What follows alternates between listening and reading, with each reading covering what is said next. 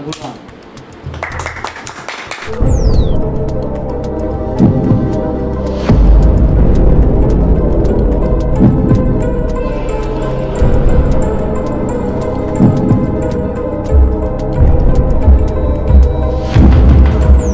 ज़्यादा चलता है क्या? क्या फ़र्क लगता है आपको इन फिल्मों में, बताइए। देखिए, दुनिया में परफ्यूम तो बहुत तरह के मिलते हैं, जी। लेकिन जो माटी की महक होती है उसकी महक का अपना ही आनंद है। तो भोजपुरी हो या कोई भी जो मदर टंग हो, अपनी भाषा है, उसका एक अपना ही आनंद है। और उसमें जो भावनाएं मनुष्य के अंदर में जागृत होती है उस भाषा में, वो अद्वितीय है। सर, ये जो ट्रेंड चल रहा है ना आजकल, एंटरटेनमेंट का चल रहा है, लेकिन एंटरटेनमेंट के चक्कर में ये जो आजकल के डायरेक्टर हैं, प्रोड्यूसर हैं, उसके अंदर ना कुछ फुहरता भर देते हैं। क्या सोचते हैं इस बारे में? देखिए, वो फुहरता के नाम पे वो सोचते हैं कि फुहरता ही बिकता है, जी। इसलिए वो माल बेचने की कोशिश करते हैं जो बिकता है।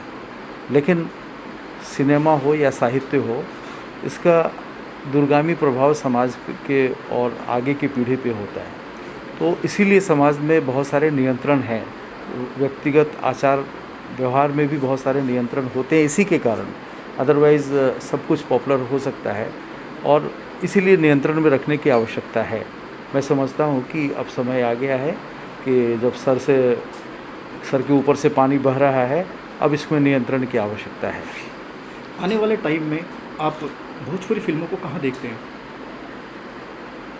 देखिए, प्रतिस्पर्धा तो होगी, और नई तकनीकी, नए आयाम से भोजपुरी सिनेमा को भी सामने जूझना पड़ेगा। हो सकता है कुछ बजट की सीमाएं हों, लेकिन भोजपुरी विशेषकर एक ऐसी भाषा है जो देश विदेश में काफ़ी बड़ी संख्या में लोग आज भी बोलते हैं और अपने घर की भाषा के तौर पे उपयोग करते हैं। इसलिए इसका भविष्य मैं अच्छा ही देखता हूँ, और कोई ये समझेगा कि ये सिनेमा पीछे हो जाएगा, ऐसा नहीं है। सर, हमारे जो डायरेक्टर हैं ललित जी, वो एक फ़िल्म बनाने जा रहे हैं रघुराम। क्या कहना चाहते हैं पूरी टीम के लिए? देखिए, रघुराम फिल्म की जो स्टोरी जी। कि जो मैंने एक सारांश जो मैंने समझा, तो मुझे लगा कि भोजपुरी फिल्म में इस तरह की प्रेरणादायक फिल्म, और जिसको उदाहरण के तौर पे कहा जा सके, ये बहुत शुभ संकेत है। मैं तो ये भी महसूस करता हूँ, और मुझे विश्वास है कि इस फिल्म के रिलीज़ होने के बाद में कुछ न कुछ लोग जो विदेश से आकर के लड़के लड़कियाँ अपने गांव में काम करने को मजबूर होंगे, और मैं मजबूरी नहीं बोलूँगा, वो अपनी पसंद से खुद स्वयं प्रेरित होकर के वहाँ पे आएंगे, वहाँ पे रहेंगे, और अपने जीवन में भौतिक सुख को त्याग करके और त्याग सुख का आनंद लेंगे। जी सर, भोजपुरी पिक्चरों में जो ये अश्लीलता आ रही है, तो एक नया कदम आपने पहले उठाया इस पर रोक लगाने के लिए। अब मिस्टर जो ललित हैं वो जा रहे हैं एक रघुराम पिक्चर बनाने, जिसको उन्होंने अश्लीलता से बड़ा ही दूर रखा है। आप इसके लिए क्या मैसेज देना चाहेंगे?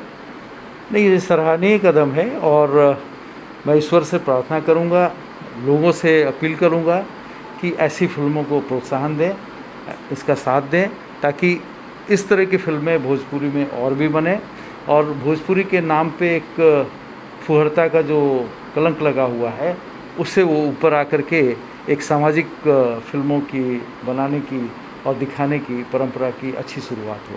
सर, हमारे देश में जो ये जो भोजपुरी कल्चर है काफ़ी पुराना है। आपको नहीं लगता कि सरकार को इसको आगे लाने के लिए कुछ ना कुछ करना चाहिए? देखिए, राज्य सरकार, चूँकि ये एक स्थानीय राज्य की भाषा है, यद्यपि 2-3 राज्यों में ये बोला जाता है, और विदेशों में भी जो माइग्रेंट लोग गए हैं उनके द्वारा बोला जाता है, लेकिन मुख्यतः ये जिम्मेवारी राज्य सरकार की है। जहाँ तक केंद्र सरकार का प्रश्न है, वो अपनी नीति के अनुसार सारी रीजनल लैंग्वेज को प्रोत्साहन देते हैं और देते रहेंगे। लेकिन फूहड़ फिल्मों को भी प्रोत्साहन मिले, मैं इस नीति का समर्थन कदापि नहीं करूँगा। सर, आखिर में एक क्वेश्चन है, इस फिल्म को बनाने वाली जो टीम यहाँ पर है, और इस फिल्म में जो एक्ट कर रहे हैं, जिनकी मेन भूमिका वीके दसौंधी जी, क्या मैसेज है उनके लिए आपका? देखिए, मैं सबको अपनी तरफ से धन्यवाद देना चाहता हूँ। शुभकामनाएं तो दूंगा ही, लेकिन धन्यवाद देना चाहता हूँ जी। कि वो इस मुहिम का हिस्सा बने हैं। भोजपुरी फिल्मों में बहुत पहले काफ़ी अच्छी फिल्म आई थी, प्रेरक फिल्में आई थी, और पूरे देश के जो नॉन भोजपुरी बोलने वाले हैं वो सारे लोगों ने उन फिल्मों का आनंद लिया था।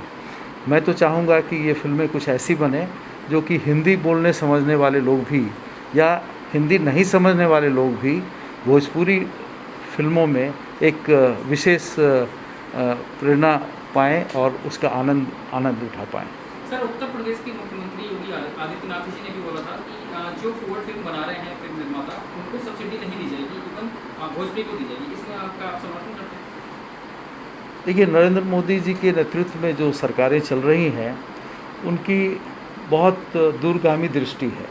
वो चाहते हैं भारत को काफ़ी शिखर पे ले जाएं, लेकिन ये इनके प्रकार किसी भी तरह किसी भी कीमत पे नहीं बनाना चाहते हैं।